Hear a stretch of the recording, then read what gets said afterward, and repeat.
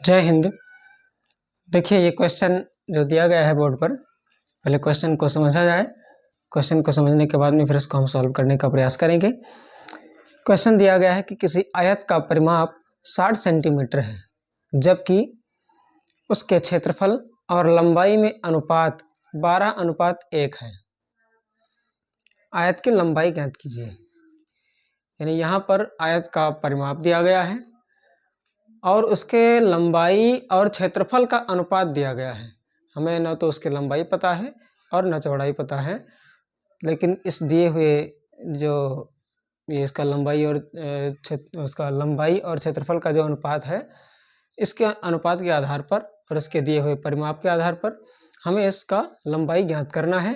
तो आइए देखते हैं, इसको हम सॉल्व करने का प्रयास करते हैं।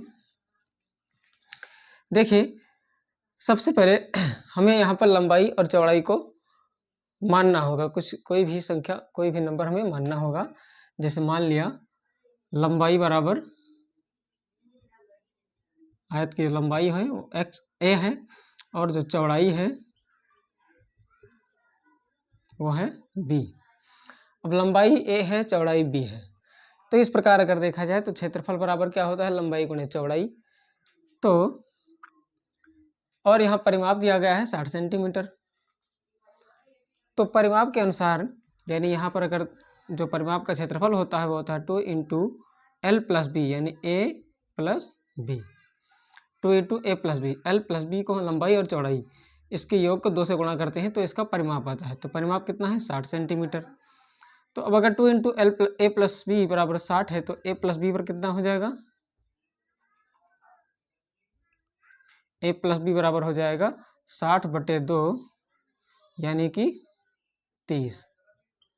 कितना हो जाएगा, ए प्लस बी बराबर 30। तो ए प्लस बी बराबर जो 30 है, इसको हम मान लेते हैं समीकरण 1। इसको याद रखना। अब इसके आगे का प्रोसेस हम करेंगे। यहाँ पर दिया गया है लंबाई और चौड़ाई का अनुपात 12:1 है। आगे देखा जाए,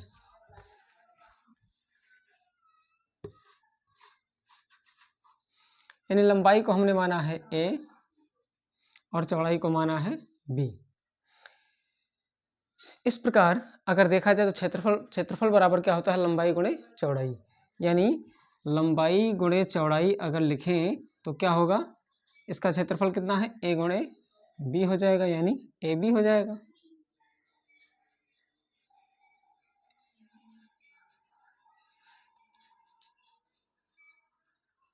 हाँ, तो ए गुणे बी बराबर ए बी।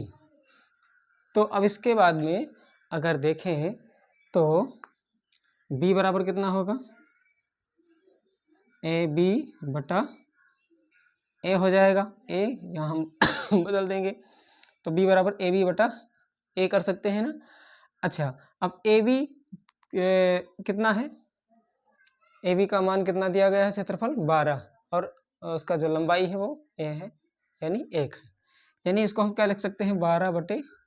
ध्यान दीजिएगा, यहाँ जो लंबाई है वो 12 है और जो उसका इसका जो क्षेत्रफल है वो 12 है और जो लंबाई है वो ए यानी 1 है। तो ए बी बटा ए को हम क्या लिख सकते हैं, 12/1। अब ए बी बटा ए बराबर अगर 12/1 है तो ए से ए कैंसिल हो सकता है, तो बी बराबर कितना बचेगा, 12।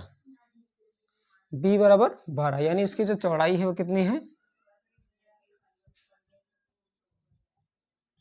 चौड़ाई जो बी है वो कितना है, 12 है। अब देखिए चौड़ाई अगर 12 है, अब हम आ जाते हैं समीकरण 1 के अनुसार। समीकरण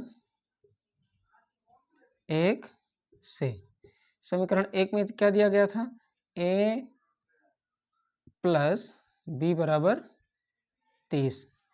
ध्यान दीजिए, समीकरण 1 जो लिखा था हमने, a प्लस बी बराबर 30 लिखा था। अच्छा, अब a प्लस बी की वैल्यू कितनी है, 12 बराबर 30। अब a प्लस 12 बराबर 30 है अगर, तो a बराबर क्या होगा, 30 - 12, यानी a बराबर कितना हो गया, 18। इसका मतलब ए को हमने क्या माना था, लंबाई, तो इसकी लंबाई बराबर कितनी हो गई, 18 सेंटीमीटर में है तो सेंटीमीटर लिखेंगे, लंबाई ही पूछा गया है, लंबाई ज्ञात कीजिए, तो लंबाई कितना हो गया, 18 सेंटीमीटर। आंसर हमको यहीं से मिल गया है। बी अगर चौड़ाई को देखा जाए तो चौड़ाई हमको पहले से ही पता है कि बी बराबर 12, यानी चौड़ाई उसकी 12 सेंटीमीटर है। तो आई होप क्वेश्चन ये आपको समझ में आ गया होगा। क्वेश्चन थोड़ा घुमा करके पूछा गया था, लेकिन आई होप आपने इसको समझा होगा। तो फिर मिलते हैं अगले वीडियो में अगले क्वेश्चन के साथ, तब तक के लिए जय हिंद।